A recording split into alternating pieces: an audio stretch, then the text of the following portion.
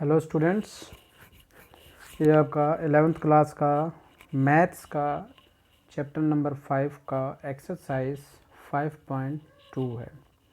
इसमें हम आपका बताएंगे कि मॉडुलस और आर्गुमेंट्स कैसे निकाले जाते हैं। अभी तक आपने कॉम्प्लेक्स नंबर जो पढ़ा है z=a प्लस आयोटा b के रूप में पढ़ा है, और कॉम्प्लेक्स नंबर का एक और तरीका है लिखने का, या एक और फॉर्म होती है जिसमें r आपका बाहर आ गया cos theta plus iota sine theta. ये इसकी ट्रिग्नोमेट्रिक फॉर्म है।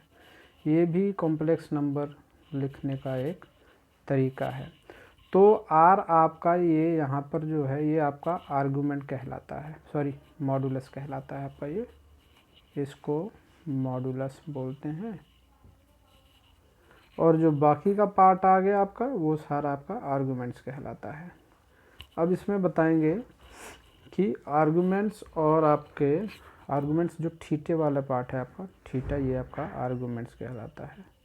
अब थीटा कैसे निकालेंगे और आर कैसे निकालेंगे, वो इन दोनों इक्वेशंस को कंपेयर करके हम बनाते हैं। अब क्वेश्चन के माध्यम से आसानी से समझ में आएगा। जैसे कि सवाल में, पहले सवाल में ये आपसे कह रहा है कि find modulus and arguments of each of the following complex numbers exercise 1 to 2। आपके सेशन 2020-21 के सेशन में सिर्फ यही क्वेश्चन है। ये आपका पोलर फॉर्म रिप्रेजेंटेशन ये आपका इस 2020 सेशन में नहीं है, सीबीएसई ने इसको काट दिया है। तो आपको इसमें सिर्फ दो ही क्वेश्चन करने, फर्स्ट और सेकंड। तो आइए इसका सॉल्यूशन करते हैं। यह आपका फर्स्ट क्वेश्चन था जिसमें आपको मॉडुलस और आर्गुमेंट्स निकालना है। तो z को हम क्या लिख सकते हैं, r cos theta plus iota sine theta equal to -1 minus iota √3।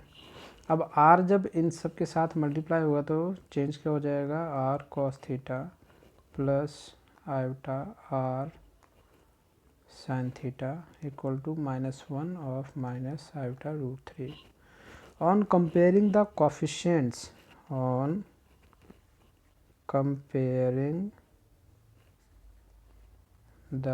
coefficients, तो जब दोनों साइड के कोफिशिएंट को कंपेयर करेंगे तो r cos थीटा हमारा -1 के इक्वल आ गया, और आयोटा r sin थीटा इसके इक्वल आ जाएगा।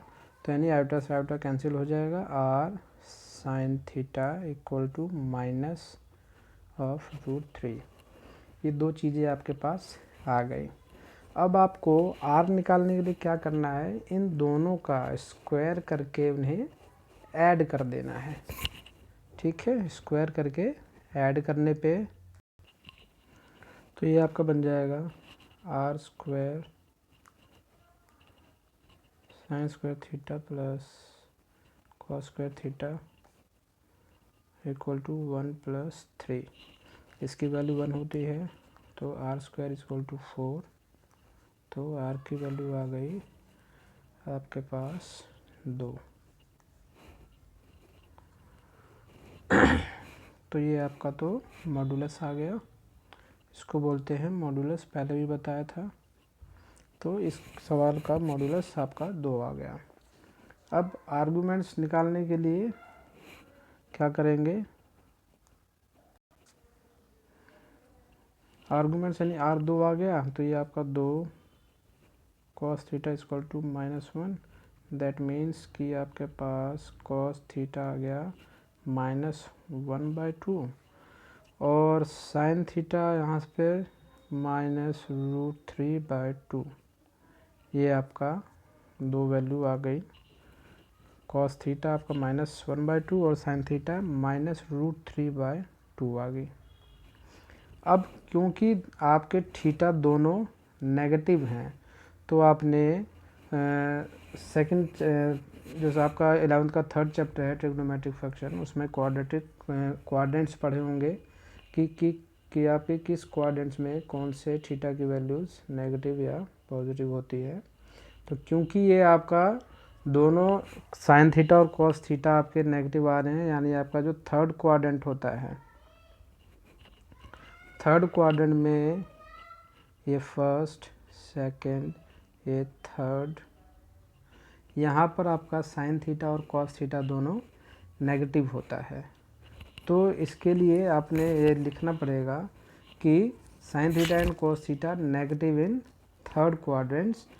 तो आपका जो थीटा होगा, यानी जो आर्ग्यूमेंट्स आपके बनेंगे वो बनेगा माइनस बाहर लगा के पाई माइनस आपका ये जो 1/2 है ये पाई बाय 3 पे चेंज होगा। तो इसको जब करेंगे तो सॉल्यूशन आपका 2π/3, यानी जो आर्ग्यूमेंट आपका आ गया वो आ गया -2π/3। ये आपका इस सवाल का आंसर हो गया। आर्गूमेंट्स यहाँ निकाल दिए और मॉडुलस आपका ऊपर निकाल के दिखा दिया है। Now move on, question number second पर चलते हैं। सेकंड में आपको क्या कहता है, वही मॉडुलस और आर्गूमेंट निकालना है।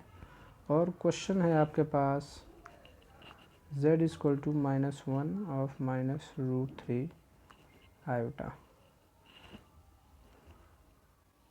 सॉरी तो प्रीवियस क्वेश्चन आ गया। z = -√3 प्लस आयोटा, और जब इसको कंपेयर करते हैं या r cos theta plus iota sine theta equal to -√3 plus iota, on comparing the coefficients, on comparing the coefficients, और cos थीटा आपके पास -√3 आ गया और r sin थीटा आपका 1 आ गया। दोनों की वैल्यू आ गई आपके पास, तो दोनों का स्क्वायर करके ऐड कर देंगे। तो स्क्वायर करके ऐड करने पे क्या आ जाएगा, r² sin square theta plus cos square theta equal to 3 + 1, यानी r की वैल्यू 4, r² की वैल्यू 4, तो r की वैल्यू आ गई 2। अब मॉडुलस निकालने के लिए जो r की वैल्यू आई है वहाँ पुट कर देना है आपने। तो क्या बनेगा, 2 cos थीटा इक्वल टू -√3, तो यानी cos थीटा -√3/2, और साइन थीटा आपका बन गया 1/2। ठीक है। अब थीटा आपका साइन थीटा लाइज कर रहा है सेकंड क्वाड्रेंट में, आपका सेकंड क्वाड्रेंट में लाई करेगा तो थीटा बन जाएगा आपका, क्योंकि ये सारे थीटा की वैल्यू आपकी कहाँ पर होती हैं, π/6 पे, तो पाई माइनस π/6 हो गया। तो थीटा की वैल्यू आ गई आपकी ये 5π/6। ये आपका आर्गूमेंट आ गया इसका। ठीक है, तो आपको 5.2 में बस इतना ही करना है। आपका पोलर रिप्रेजेंटेशन इस साल के सिलेबस में नहीं है, सेशन 2020-21 में, जैसे कि पहले भी बता दिया है।